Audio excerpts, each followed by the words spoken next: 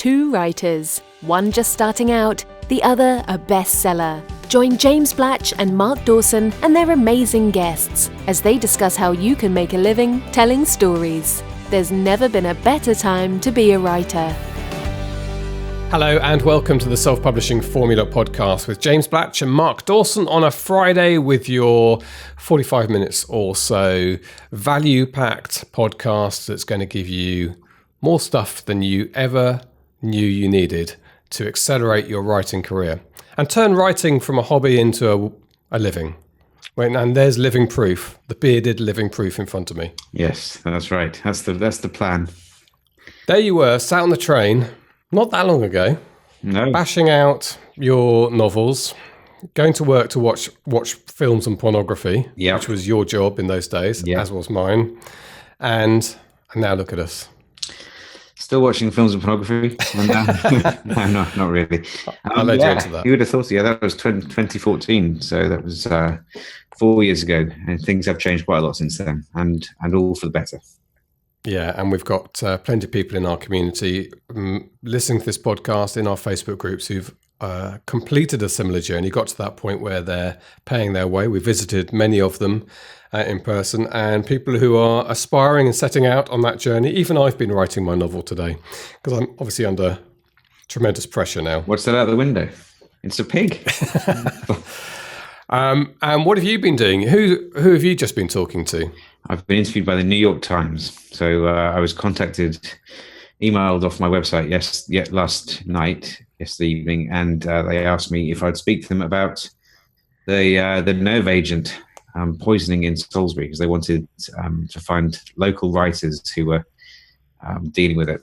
And I'm writing... Dealing with it? Well, yeah, I'm writing... The book I'm writing at the moment has that as a kind of jumping off point.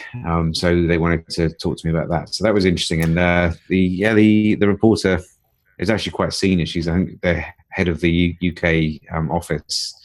Had lots of interesting conjecture, possibly, and has been speaking to police and some experts, intelligence experts, and was reasonably indiscreet as we were talking about that. What have you learned? Spill the beans. I don't think I can say really. It's not too much. I mean, she was just basically saying that a lot of the story hasn't come out. They don't really know what's happened. And it is a fair point. I mean, the Brits have said almost nothing. If you look at, obviously I'm looking at this all the time because I'm writing something similar to it, but there is very, very little official as to what actually happened on that Sunday afternoon and after that, and that vacuum has left a great big space for conspiracists and Russia to spread potential misinformation. So that I think as she was walking around Salisbury talking to the locals, she said a large amount of them believed the Russian story, that it wasn't anything to do with them, which then leads to the rabbit hole of conspiracy theories that it was the British or the Americans, or they, because we're so close to Porton Down, or we've mentioned that before. So it was interesting. It was, yeah. Well, there's got a reasonable percentage of people believe that 9/11 was the CIA. Yeah, and the moon landings were faked, and there's always a few like that. I'm a great Occam's razor guy, which is the least unlikely you need theory a razor. is. I need a razor. You need it. Look at it from you. This is delivery. The least unlikely solution is almost certainly the correct one. I mean, I think they found parts of the missile, or they traced the missile that shot down the Malaysian flight today, positively traced it to Russia. And, all these things happen and they look like they're Russian. And people say the Russians have done this. And you can either think there's a worldwide conspiracy run by the Americans and British and others to keep implicating Russia in terrible things. To what end, I'm not sure. Or you can think Russia's a bit of a rogue nation and carries out these attacks because it's a bit of a bully boy in the world, which just seems to me in the Occam's razor world of things like the more likely. Am I now in danger? I've said that on the podcast. Well, you might be. If there's no podcast next week and James is... here. And speaking of razors, I took my daughter. This is completely off topic, but I took my daughter I picked her up from school the other day. One of the other children, so another 6-year-old, pointed at me and said, "Oh, look, Freya, it's your granddad." That was That was shocking. Beards do age you a little bit. They do. I know. Yeah. But that's what you're going for, obviously. Okay, good. Now, we've got a couple of things to mention before we talk about Pinterest, which is a growing and exciting social media platform that you need to know about. Believe me, after this interview, you'll realize how much you needed to know about Pinterest from an author perspective. But before we get into that, I'm going to mention that we've been recording a webinar with our cover design guru, Stuart Bache, and I have to say, even though I'm present the webinar, I've worked with Stuart on it over the last few weeks to get it to the point of recording, which we did a couple of nights ago. It is superb. I mean, it's a gripping middle 40 minutes where you're watching Stuart work with a blank canvas, talk about the images he's selected, and then start putting them together. And almost in seconds, light bulbs are going off my mind thinking, oh, that's how you do that. It's a really, really valuable step-by-step instructional webinar, not just on how to do it in Photoshop, but also, Mark, you've seen it now. We also talk about the theory of what makes a good cover and why it works. Yeah, it is a really good webinar. I'm not just saying that because I'm talking to James, and James was responsible for it. It is really excellent. And also, I mean, people who know me, I'm can be quite stinting in my praise sometimes. I've got high standards. This is really, really good. I strongly recommend you watch it if you're interested in any kind of capacity in selling more books. And especially if you're interested in designing your own covers. So it's really, really good stuff and well worth an hour of anyone's time. Yeah, so we're trying to get it up and ready for the day that this podcast goes out, which is a week on Friday as we speak at the moment. So if you're listening to this podcast, you should be able to visit this page, selfpublishingformula.com/book cover. So all one word, book cover, selfpublishingformula.com/book cover. In the unlikely event, we've had some technicals, and it is a new system we're trialing with this webinar. In the unlikely event, there'll be a sign up. The unlikely event, I should say, sorry. Yes. There'll be a waiting list and you'll be the first to know. You'll get sent a link as soon as the webinar's ready to watch. Yes, it's really good. And there's even, for watching the webinar, a little voucher code in there to say thank you because it's the first time we've done this. So make it very much worth your while. Good. Okay, well, we've dealt with the Russians, we've dealt with book covers, and we are now moving on to the social media platform Pinterest. Are you on Pinterest, Mark? No. Okay, now that's a not uncommon answer. I am on Pinterest, and I quite like it because it's a bit like Instagram. We talked about Instagram recently, that it's a visual social media platform, and I like it. But it's not intuitive, I think. I think when you look at Pinterest and you're on the boards, it doesn't actually make sense a lot of the time where the pictures have come from. You realize it's got a slightly strange system of you basically right-clicking something on the web and saying, I want to add this to my board. And it sits there as an image, but is linked back also to where it came from. But you create these thematic boards on it. Now, the fact that it's not instantly understandable, I think, from a using it point of view for marketing, I think a lot of people steer clear of it. But one person who hasn't is called Pip Reed. Now, she's down in New Zealand. I think they're about to relocate to Canada, but they're in New Zealand at the moment. She is a Kiwi. They run a website called, I think, Bible Pathway. She'll explain it in the interview. And do children's biblical books.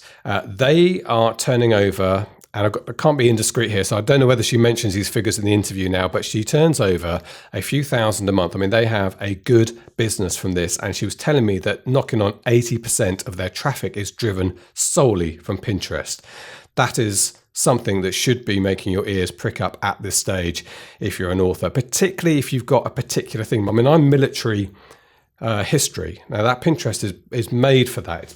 It's images like this one behind me, if you're watching on YouTube, of Vulcan bombers. And I've already started creating military pages. And every week, people are taking the pins I've put up there and putting them on their military history pages.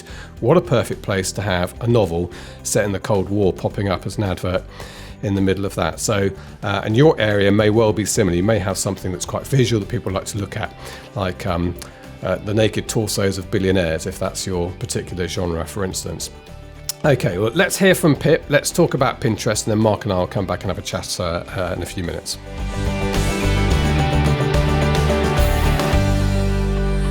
So, Pip Reed, thank you so much for joining us on the Self-Publishing Formula podcast from a long way, in fact, as far away as possible, because you are what they call the antipodes from the UK.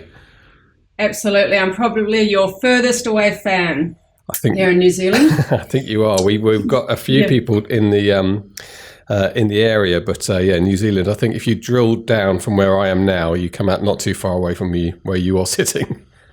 Exactly. No, it's all good. It's all good. Technology is amazing. It is. It is a very good signal, actually. It's better than the signal I get from someone who's 5 miles away normally. Now, we're going to talk Pinterest, which is, I mean, we have to say right at the beginning, there are a lot of social media platforms, and I know what it's like being an author. For some people, they kind of go, I can't do another one, they can. So there's Twitter's, they kind of know it's there, they don't really know how to do it. And Pinterest is one of those platforms I think is just under the radar for most people. So it's really interesting to talk to you and of course talk about the book that you've created for us, which is going live as we speak. So what first of all attracted you to Pinterest? How did you discover it? Well, when I started writing about 4.5 years ago, I had a look at all the social media platforms that were available. And of course, Facebook was the one that everyone went on. Instagram I thought would be great because we have so many images.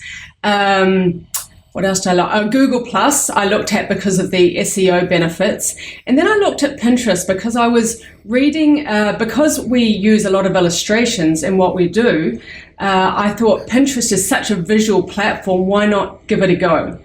So I thought the only way to learn how to use these social media platforms is to start. And so I thought, well, why don't I just create an account and put up a few images and see what happens? Which is what I did, and nothing happened. And so I sort of would add the odd image every now and then, and after a few months I thought, well, nothing's really happening, so I might give this up. And then I started reading blogs and things, and I realized that with Pinterest, if you just applied a few basic principles, you could, over a certain period of time, start to get a lot of traffic to your website. And so I thought, well, I'll persevere and see what happens. And I'm very glad I did. Yeah. Because it now sends the most social media traffic to our website by far. I think 90% of our social media traffic comes via Pinterest now. Great. And I had a look at the advertising platform a little while ago. I found a few issues with it, particularly with the reporting. So, we weren't getting good tracking with it. So I sort of stopped then, and I'll go back into it at some point.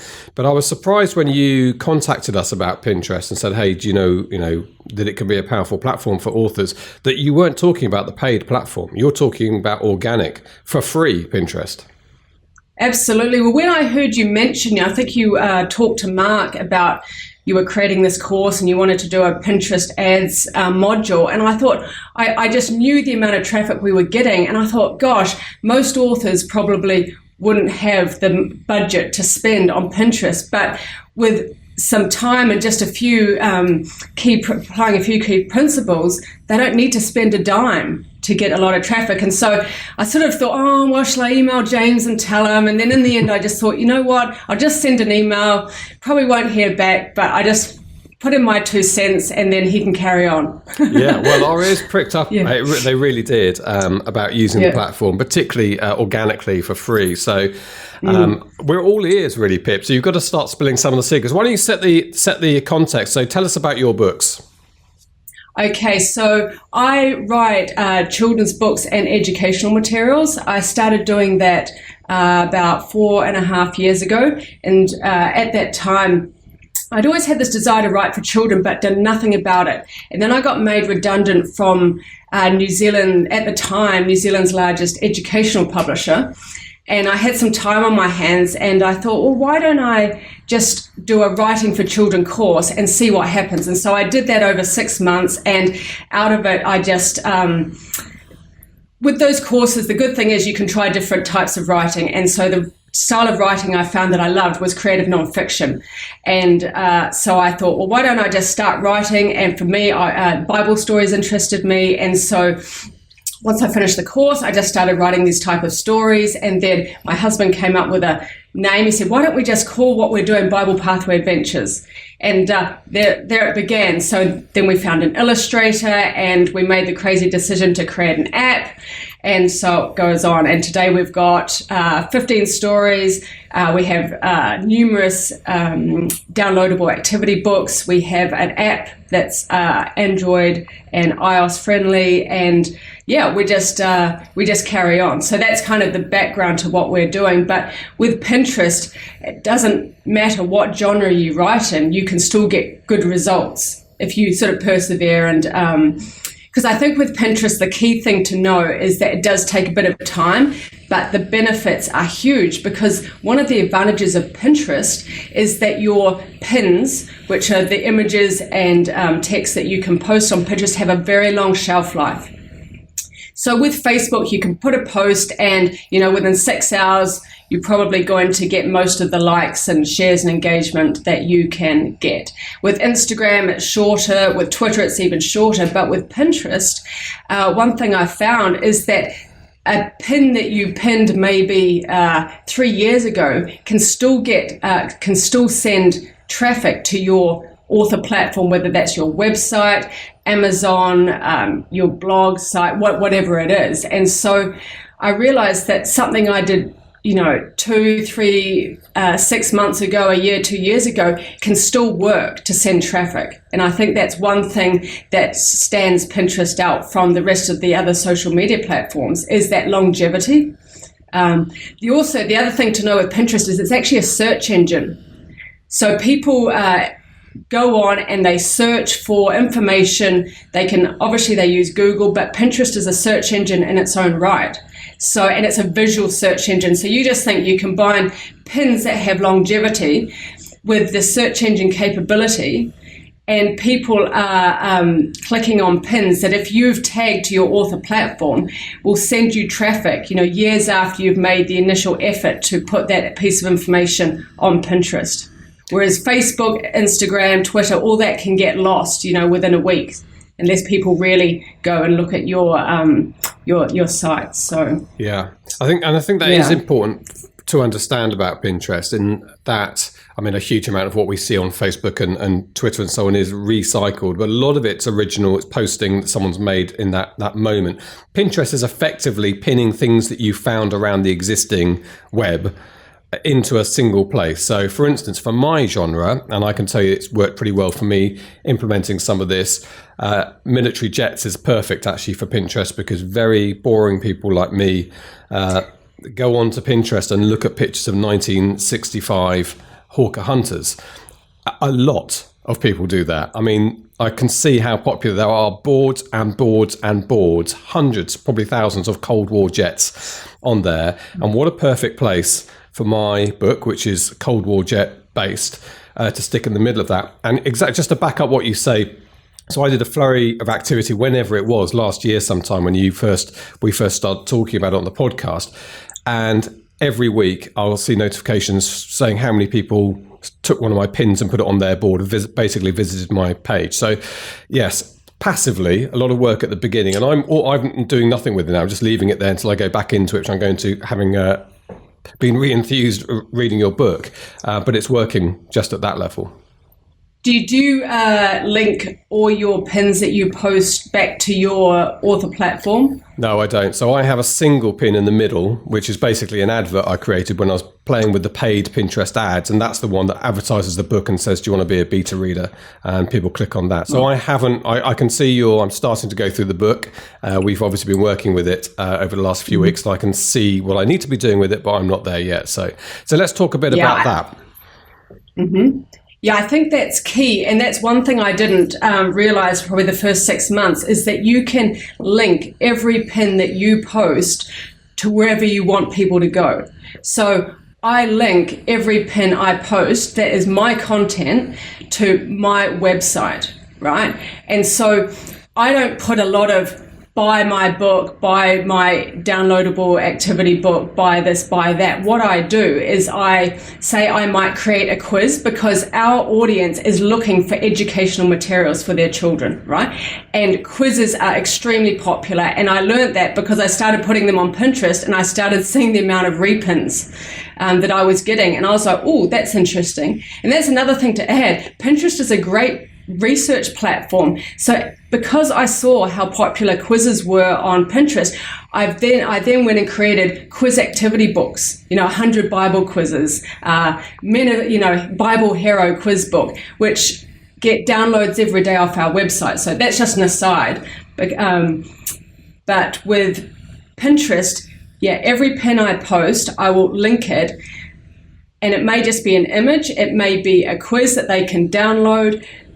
When they get to my website, I don't have on the image buy my book, but above the image that I've posted that they can easily download, I will have a banner, a colorful banner that links them to a product. Okay. So it's not sort of salesy in your face on Pinterest, but once they get to our website, they can then download the activity that they are looking for, but also they can click on a banner that takes them to a sales page. So your pin, because it's obviously there needs to be a relevancy here. People are just going to get annoyed if every time they click on a picture of a hunter, it just ends up on my landing page for a book. That's going to quickly wear thin. But if I said on the picture, have a look at the squadron, and it went to a page that had a whole page dedicated to that squadron, and as part of that would be, that's what you're suggesting we do, there's part of that would be, hey, do you want to be a beta reader for my book? At the bottom there's a banner or something.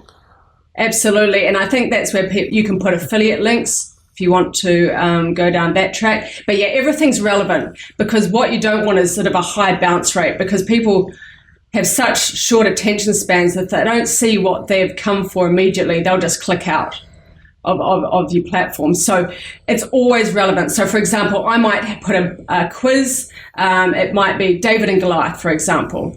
It takes them through to a page that is formatted for mobile and desktop, where they can easily download that piece of content and print it out. It's all optimized for US letter size. But above that will be, say, a banner that says David and Goliath activity book, and a few features, and they can click on that and it goes through to a sales page. But they can choose not to click on that and just get the activity. So they're still getting what they want when they get to the website. But this is something additional that they can check out, because they may be looking for more David and Goliath activities. That's why they clicked on the David and Goliath quiz in the first place. So I always make it relevant. Otherwise, people just get annoyed, and then it's just, So, and in your case, do you say that people are looking for Bible-based activities in your case? But I guess a lot of people on Pinterest who potentially end up on your page are just browsing on Pinterest. Are you specifically, you must get traffic because I'm trying to think how this translates to somebody who perhaps writes romance books. People who like reading romance books may go onto Pinterest and look up particular actors or actresses or so on. So there is a way of trying to target your audience without necessarily it being somebody who's already looking for your product. Absolutely. And so say if I was a romance author, I would create a Pinterest platform that had, say, boards for all my books, where you could add your covers, you could add maybe sort of behind the scenes, your research. I would be writing blog posts that talk about, maybe some travel I did that's related to the books, put photos, things like that. Not so salesy, but in those blog posts, you could mention your books, or you could have, a banner to the side of your blog post. So you do get people on just looking for all sorts, and some people are just drawn to imagery because we have great characters that we just put that are all linked. And so you will find with Pinterest, you can have a slightly higher bounce rate. And a bounce rate is where people, hit your website and they exit out pretty quickly.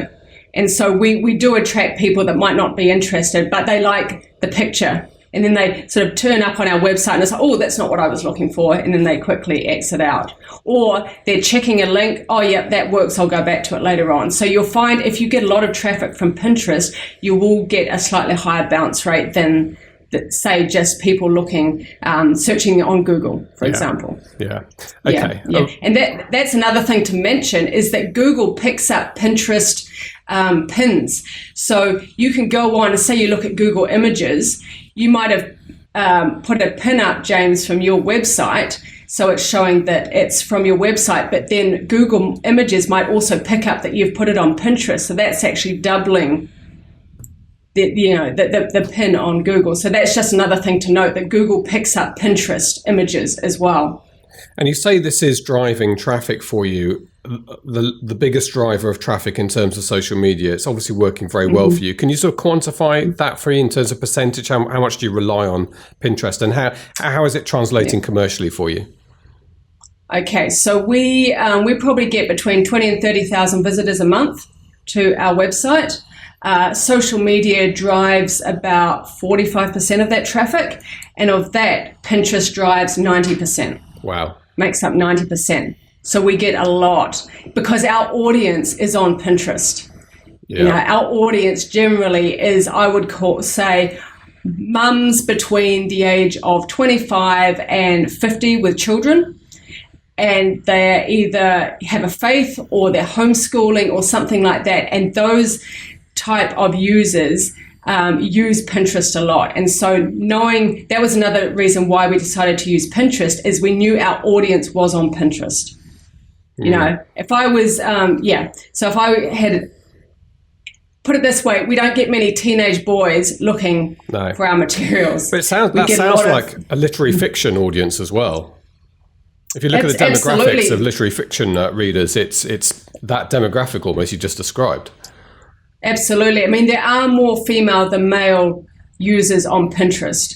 And that's the thing. If you go onto Pinterest and set up a business account, it will give you analytics. That's the advantage of a business account. Now, the analytics aren't, they don't drill down too much, but they give you a feel for the age and the sex of your audience and the countries. And definitely North American females between the ages of 30 and 55 are a large user group on Pinterest. Yeah. So if you're writing to that, and that fits your audience, then I think it's worth giving Pinterest a go. You just might have to get a little creative how you draw the traffic in. And is that a big part of your audience, the North American audience? Is that where your market is?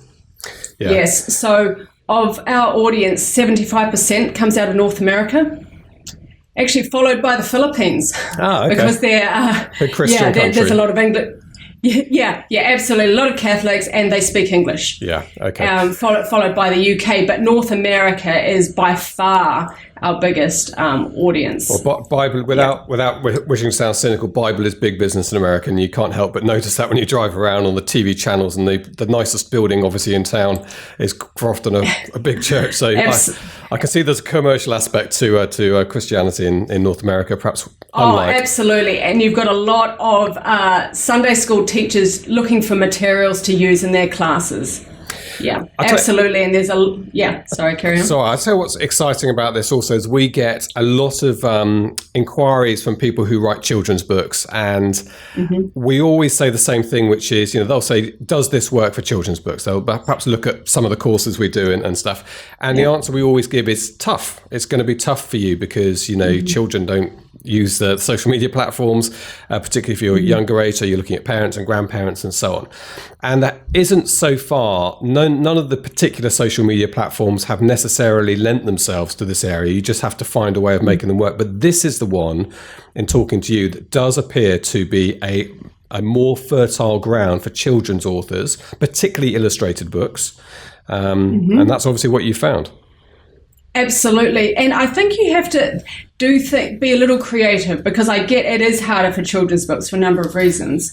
But one thing I learned early on, and this is just a tip for children's authors, is when we illustrate our children's books, we create PSD files. And we get our illustrator to layer up every character. So every character is its own layer. Okay, so what I do when we get a PSD file with an illustration is I can export out every single individual character. And with that, I can create content that's colorful, it's illustrated and it's appealing. And so I think as a children's author, you have to think a little bit outside the box. What is my audience looking for? And then how can I make that appealing? And when you can figure that out, you can start uploading those pieces of content to your blog, and then you can also attach them to Pinterest and link them through to your blog. But I think you do have to think a little creatively. So I always say to children's book authors, how does your illustrator create the illustrations, and can he give you those individual characters that you can then use using Canva, PicMonkey? I use Photoshop to import and create these beautiful pieces of content that parents can then go and download and use in the home. And of course, if it's got your branding on it, then it's top of mind. So that's something I learned early on. I think you'll see with a lot of our content, we have characters, cartoon characters everywhere. And we own that IP. That's the thing. So it's more intellectual property that you're not paying for. You've already paid for it once with the illustration. If we were to go and commercially license the amount of characters and illustrations that we use, we would be spending tens of thousands of dollars. Yeah. So what we say is ask your illustrator to layer up every character so you can then use that to create your own content. You've already paid for it. You own it 100%. Yeah, that's excellent advice. In fact, across the board, I would say, even when you're getting your cover designed, have that conversation with your illustrator, your cover designer right at the beginning. Ask them for the individual layers when they create it. Now, some of them, this will be unknown territory for them and they might say no. But some of them, as long as you've got an agreement with them in advance, and there might be a consideration for that, you can then use these elements, which are great for creating social media posts. You might take your single character out of the front cover and use them elsewhere. But obviously in your situation, it lends itself very well. So, I mean, I can create coloring pages, James. I can just strip out all the color from each layer and create a coloring. Now, coloring pages for children's book authors are immensely valuable because parents are looking for coloring pages. Our coloring page section on our website is one of the most visited sections because parents are just looking for fun activities. And so if you can also create coloring pages from out of your books, that's fantastic content to drive traffic to your website because it's useful and it's valuable. Yeah, and this is, all the stuff that we post is valuable to parents. And that's great. And that, very much the way that modern online businesses work, which is to present value, to create a community, a good place to be. And a side effect from that is the fact that you are going to be then selling some products down the line at some point, as long as they dovetail nicely with the area you've created. Exactly the right way to do it. So how complicated is this? I mean, you're talking about getting the layers, and I know some people listening will be thinking, well, I don't really know how to work with layers and so on. But just going back to Pinterest for a second, how complicated did you find it? How easy would you say to an author it is to do? You mean to set up an account? Yeah, to set up an account and get it working in the way that you have. Yeah. It's pretty straightforward. I mean, Pinterest is quite intuitive. All you do is you just go in and you just sign up to an account. Make sure it's a business account so you can get the analytics. That's something that you can ignore or you can use. It doesn't matter, but it gives you that option. And then once you've signed up to an account, it says, do you want to create a board? You're like, yes. And so you create a board by giving it a title. So I might say, I want to create a Bible quizzes board. So Bible quizzes, a 70 character description describing what it is. And then you start posting your images. And you just make sure when you do it, and it will prompt you to do it, to link them to where you want the person to eventually land on, to either get that piece of content or to read what you're offering. And so I've found, there's always a learning curve with any social media platform, but Pinterest is pretty intuitive. And then you just, start pinning, and then you'll get the hang of it and you'll create more boards. And one thing to note, though, is with Pinterest, you can join group boards that have even more followers than you may have. So you may start off and, you've got a couple of followers, and so not many people may be seeing your pins. But if you join a group board that has maybe 10,000, 20,000 followers, every time you pin to that board, your pins are going to be seen by other people, and so you'll get more followers, you'll get more traffic, and it just builds on itself. So I think the thing with Pinterest, the key takeaway is just keep going. Just keep pinning, And that's what I learned 3.5, 4 years ago. Just keep pinning. And I still see pins that I pinned, 3 years ago, still being pinned, still driving traffic to the website. But you just need to get started, and you just need to know that, okay, I might not see much activity for the first couple of months, but just keep going. And when you pin, it's that compound effect. When you pin one of your pins to another board in the group, does it take the landing site, the URL that you've attached to it, with it? Yes. Yep. Takes everything with it. So I am a member of maybe 4 or 5 boards that have more followers than we do. And so whenever I pin, it just pins exactly the same information. So for example, with all our downloadable educational books, we also sell them on a website called Teachers Pay Teachers, which is a very popular educational materials website. And so I will pin a activity book cover to my site, and then I'll also pin it to a group site of followers that are looking for those kind of materials, and it just takes all the information. Wow. So, and yeah. Pinterest, I mean, it's actually not that new. I think it's 2010. It was around, been for a few years. How are you finding it? Because the other platforms, particularly Facebook, are moving away from allowing people to really exploit it organically, and it's becoming a bit of a pay-to-play area on Facebook. Is that happening at all on Pinterest? I think they are tweaking the algorithms. I read something recently. I have read that they're not. In the past, you would pin and it would automatically come up in the news feeds. Now I think they're not sure what the right word is. They're sort of releasing pins over a period of time. But the thing with Pinterest is it's a search engine.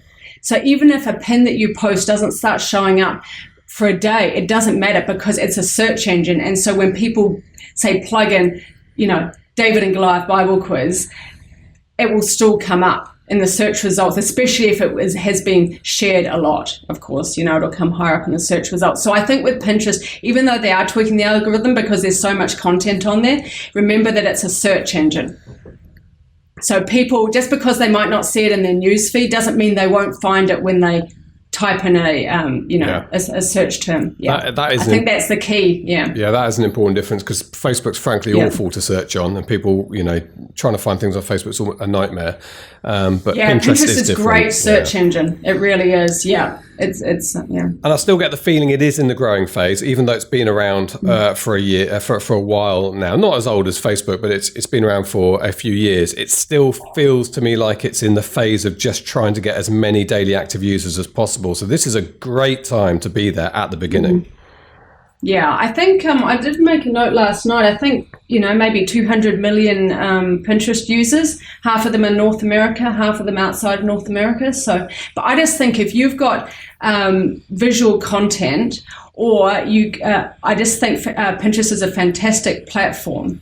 The same with blogs. I know blogs went a bit out of fashion, but you can really use blogs to drive traffic to your website, not just because you're writing a blog and putting it out there and hoping Google picks it up. You can also attach it to Pinterest and you'll get even more traffic to that blog, and you'll get more longevity from that blog. So because people are using Pinterest like they're using Google, so in a way you're covering yourself with both two search engines. And if you can write a blog post and have an attractive image and a good headline, people are going to find you via Pinterest. Whereas if you put that on Facebook, within a day or two, just lost in the news feed. Yeah. But with Pinterest, people are searching, how to write, da-da-da-da-da, and it's going to come up. So I think Joanna Penn uses Pinterest quite well in that respect, and so do some other authors. But again, it's just time. How many hours in the day do you have? So I think it's a matter of picking the social platform that works for you. For example, I don't really use Twitter that much. Our audience isn't really on Twitter. Our audience is on Facebook and Instagram and Pinterest. And so that's where I'll spend the time. We spent several $1,000s showing that Twitter is not working at the moment, certainly for smaller businesses. I see the big advertisers on there, and whether it works for them or not, I doubt it actually works for them either. It's a very, very quick and fast timeline, Twitter, so it's quite difficult to get the absolutely. attention. So if you can put some time in with Pinterest, you're going to get that longevity that you just will not get on any other social media platform. Well, I think this is really great, Pip, really exciting. And I think for some genres, science fiction's one where people love, one of the greatest things about every science fiction book I've got is the cover. You always love a good science fiction cover. And the idea that when you first get your cover designed, either doing it yourself or with a professional designer, to be thinking about some imagery that you can take away and use on Pinterest to fill out the backstory. Because you always get 2 or 3 options at the beginning. Say to your designer, I'll have all 3, just the bits, and do a better price. And then use all this stuff to populate an entire board around your novel with some of the background imagery that goes with it. What, great thing, a fun thing to do anyway, a really fan-orientated thing to do. It is fun. I can get quite lost creating educational materials. And so what I've done is I have folders and folders of characters and images. Like, we pull every little thing we can out of that PSD file for us. Bags of grain, a sword, a character, a crown, a tree. You can just use everything and you own it 100%. So you don't have to worry about commercial rights, nothing like that. And it'll set you apart, And then you can, and also make sure those images are high res. So if you did go to print, for example, make sure they're 300 DPI. So these are just little tips. Yeah. It's getting a little bit technical here, but yeah. Yeah. But in terms of, you mentioned rights a couple of times. So in terms of a board, the way Pinterest works is you find something online that you like and you pin it to your board. So I don't think there's a particular rights issue because you're not, as far as I could see, you're not breaching any rights by doing that. Exactly. You're not actually selling. If I was selling a book with other people's images, sure, I would be breaching rights. But just pinning things that you find on the web is not breaching copyright. Pinning other people's pins, you've got nothing to worry about there. It's when you take other people's intellectual property and insert it into your own content that you're breaching copyright. And then if you're selling that, So, buying images for commercial use can get very expensive. You can spend $90 on a little image. So if you can be thinking ahead, if you want to use Pinterest and you're wanting to use your imagery, think ahead and talk to your illustrator. Okay. Because that, say you spend $100 on an illustration, but you could get immense value from that one illustration. It's almost like data mining. Yeah. How can I get the most value? How can I create, perhaps a coloring page, even a coloring page for adults? Just think creatively. Well, if people are wondering how to get started, a really great way to get started is this wonderful book that Pip's given us. It is and the URL is live now, which is selfpublishingformula.com/Pinterest. And it's Pinterest, as in interest with a P. That's right, isn't it? Some people say Pinterest, but it's Pinterest.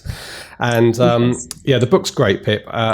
It's been really good talking to you. So I'm assuming then, since you lost your job in publishing, in writing, that you are now successful commercially with your own venture here? Yes, yeah. So we've been going about 4 years now, and we're definitely making a living from our writing. And that's split across our printed books, our printed children's books, and also our downloadable activity books that you can go onto our website. And so we sell a lot of materials through our website, which works very well. But I think you need the traffic to be able to sell well off your website. So we've, and that's why Pinterest is so good, because it gets traffic to our website, and they might not buy first time, but it makes them aware of what we offer. Yeah. And then they're coming back. Yeah. Great. Well, Pip, it's been great talking to you all the way there in New Zealand. The signal has been unbelievable, considering how far it is. Coffee, yeah. I can't see any of the Jackson-esque mountains that we associate, but I can see incongruously. I can see a Wayne Gretzky poster on the wall, which makes no sense for New Zealand, but it's. My husband's Canadian, and that's our retirement fund. And he's forgiven a signed Gretzky jersey. He's signed it. He's forgiven him for becoming an American, though, has he? Gosh! Don't talk to me about that. Not allowed to mention it's that. Signed and behind glass. Oh, look at that. Okay, well, you better not give your location away. Good, Pip. Thank you. Yeah, exactly. Thank you so much for joining us. It's been brilliant. Thanks, James.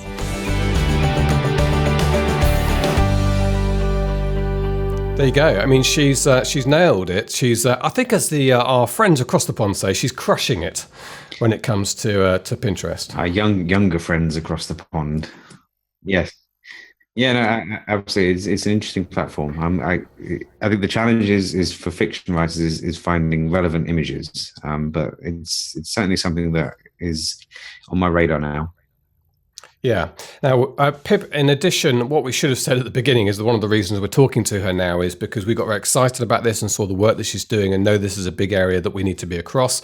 And we have commissioned a course from her. So Pip is doing a course called Pinterest for Authors that goes into really explicit detail. It's a really good curriculum, the course. And that's going to be added to Advertising for Authors. So the Advertising for Authors course, the price of which doesn't change, by the way, each time we keep making it bigger and bigger, probably 7 or 8 separate modules in there now that cover all sorts of areas. They're going to help you market your books. So the Ads for Authors course, we are days away from it opening on June the 6th, Wednesday, June the 6th. That's going to go live, and Pinterest for Authors will be added in probably mid-July is the target date we've got at the moment. So an opportunity to do that. There's also a book. If you go to our resources page on the website, you'll see that Pip has authored a book on Pinterest to get you started on it. And yeah, I mean, hopefully, having listened to that interview, people will be thinking this is something that they definitely need to experiment with.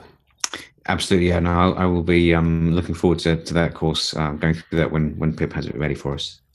Yeah. And the great thing, I suppose, for some people, particularly at the beginning of their careers, is what Pip's discovered about Pinterest at the moment is it's not the paid platform that's going to yield you goods. It's actually organic reach with your images, drawing people in that way, which is a bit like Facebook in its early days and Instagram in its early days. And in a few years' time, Pinterest would have worked out that they want to be charging people for that kind of traffic delivery. But at the moment, it's there for the taking. So get involved, be one of those early adopters and make hay while the sun shines. Can I get any more cliches into that little sentence? Right. No, that was full capacity. Do you have any more international press appointments for today? No, I don't. I don't actually. But one thing I will say before we close, I hope GDPR has kind of the Y2K equivalent has calmed down now, and I'm still, as we record this, still bombarded with emails from people who are about to lose 90% of their email list because I'm not responding to any of these emails. No, no one is. So yeah, it's quite nice. I'm still, as I kind of motor around the various Facebook groups and forums where writers hang out, it is still quite nice to see our podcast episode mentioned quite a lot. So it's good to know that we've I can hear James's dog barking in the background. My dog is barking. Dora is barking. I better go and check. I think it's the Russians. They've turned up at the front door. It is, yeah. So yeah, it's very good. I'll quickly round that off. That we've that people are finding value with that episode. Yeah, with the freebies we put together. And I genuinely think one of the common comments we've had back is the way that we've approached it, which is to look at the lawyer's advice, look at our own experience, and put something together in terms of a common sense way forward, which I don't think a lot of other people are doing. A lot of other people are saying, well, here's the letter of the law, so you need to do that from now on. And the trouble is we don't really know what the letter of the law turns into in practice at the moment, so that is not the best way. So yeah, it's been really a really good episode. It's gone far and wide, actually. And like you, I'm really surprised there's somebody who's quite big in the digital space is about to lose me off their list because they've gone down this route of saying you've got to confirm. And they've also tied it into a competition and tied it into subscriber-only goodies. It actually says that. So I think it sort of does something that GDPR doesn't need you to do, which is to ask, I quite willingly joined their list, and then does things GDPR very definitely says you definitely shouldn't do, which is tie subscription to goodies. But anyway, there you go. So it is not a very well understood area, and hopefully that we picked our way through it quite well. Yes, I absolutely. You have to tell me off air who that was. I have an idea though. Anyway. Yeah. Okay, good. Right. Thank you very much indeed, Mark. We will be very busy for the next couple of weeks, but not too busy to be back with the podcast. And we've got a really good interview from a lovely, lovely guy called David Penny next week. We bumped into him at London Book Fair. And if you are a person of an older age, should we say? Like me, apparently. Yeah, not as old as Grandad over there. It's particularly useful because we talk very directly about making money in retirement, and self-publishing is one of those areas that can be a very, very valuable thing for people on fixed incomes later in life. So it's all about self-publishing anyway. It applies to anyone any age, but in particular that. So that's David Penny next week. I'm looking forward to that. Good. Thank you very much, Mark. Have a nice rest of the day, and you and I need to get off and open a course. Let's do it. You've been listening to the Self-Publishing Formula podcast. Visit us at selfpublishingformula.com for more information, show notes, and links on today's topics. You can also sign up for our free video series on using Facebook ads to grow your mailing list. If you've enjoyed the show, please consider leaving us a review on iTunes. We'll see you next time.